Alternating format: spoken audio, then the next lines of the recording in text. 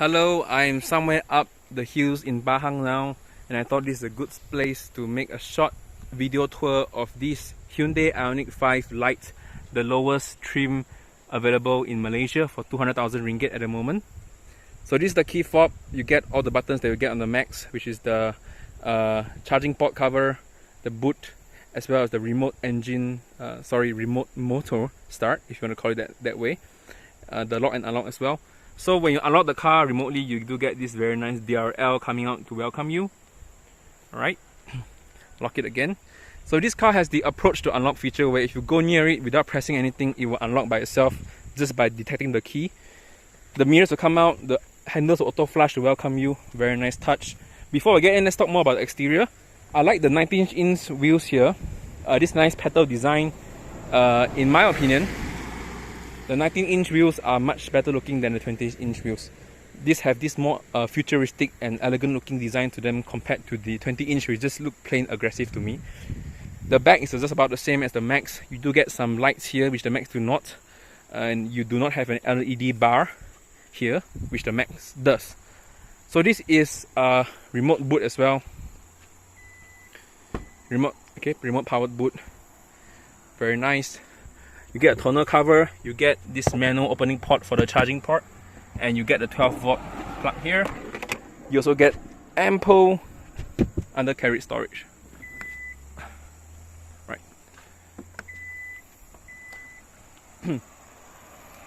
The charging port is here on the right side of the car. You can open it by pressing on these five pixels here, or you can open it through the key fob. So this shows the charging level of the car. You can close it here, key fob button, or by just flipping it down, right?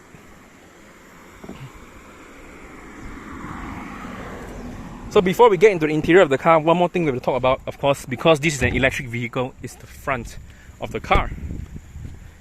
So as you already know, the electric vehicle does not have an engine.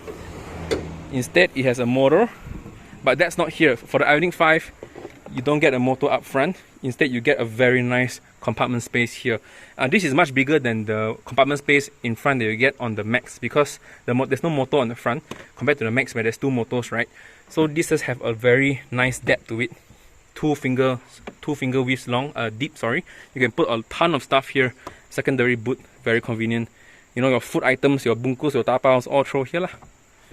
Right. So let's get inside the car.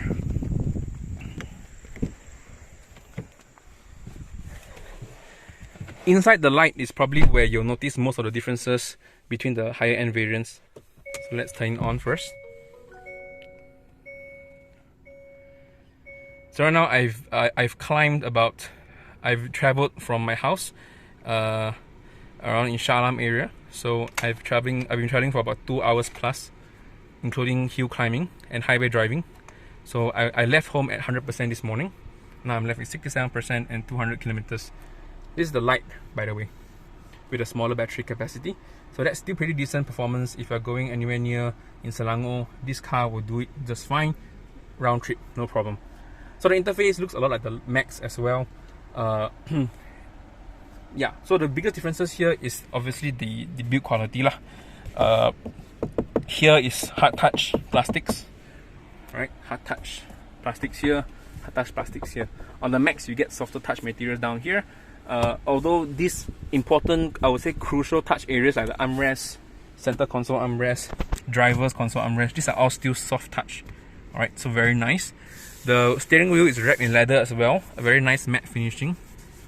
Very nice feel as well. You do get dual zone climate control, and a very nice touch is this glove drawer, right? So in other countries, some countries, their lowest end trim Hyundai Ioniq 5s, it comes with a glove compartment, a traditional glove compartment that opens downward.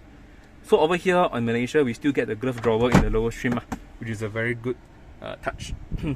The center console is not movable on the Lite, but I think that's a small matter. In my daily use, I don't really find the need to move this console anyway, so I'm not really sure what's the use for actually in the Max as well. Maybe some Max users, you can comment how you use this movable center console. But to me, it's not a big loss lah. A lot of storage down there. A lot of storage down here as well for your phone, for your cards. This is the door handle, by the way. So these are the buttons you get on the side. Right, and the gear stock. Right, so you do get all the safety assistance features such as this cruise control, the lane keep assist and whatnot. You do get all the drive modes and the LITE as well. Sport, Eco, Normal, as well as Snow. And yeah, so the biggest difference I think a lot of people will be wondering about is the seats. So the seats on the LITE are fabric seats, okay? Right off the bat, let me just say that I think these fabric seats look very nice. They are probably the best fabric seats I've ever been in. They are fabric, yes. You cannot mistake them for leather, but they are very high quality fabric. The design on these pixels is very nice, number one, very cohesive with the rest of the car. But this, the texture is, look at the texture of the fabric and the stitching as well. I think all this makes it look very atas and much more premium than it actually is lah. And for one thing also, these fabric seats are much stiffer than the traditional fabric seats that you get in other cars like Perodua or the Hondas or the Toyotas. Yeah, so these fabric seats are much more stiffer, and I think they are very nice looking. Even though it's not leather, yes, I would love to have leather, but the fabric is good enough for me. I think not much to lose out there. The back is very comfortable, very spacious. I've sat in the back before, a bit jumpy at the back, but on the front it's totally a different feeling. On the front it's so comfortable. This car floats on the road, right? So yeah, one more thing I want to mention is that there's no V2L port underneath the seats of the rear, right, like you get on the Max. However, speaking of V2L, this car, the LITE, is marketed as not having V2L, but I think that's kind of misleading because this car actually does have V2L.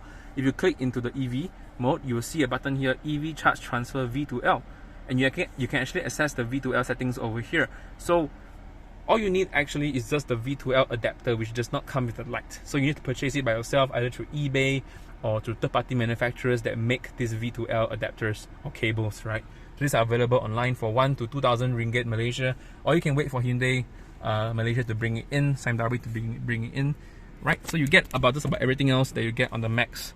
Not much that you lose out here, in my opinion. No sunroof as with all the trims, but you do get nice touch capacitive light buttons. Although on the Max this is a one big ring, here you didn't get one small light bulb here. But yeah, overall I think it's a pretty decent value buy. If you don't want to spend the 270,000, the 70,000 extra, you can opt for the LITE, I think, which is still very decent enough for the electric feel. The motor is powerful enough for daily drives. I don't feel lacking at all, especially sport mode. The kick is still there, you know, you still get the kind of throttle response and the torque that you expect from a much more powerful car.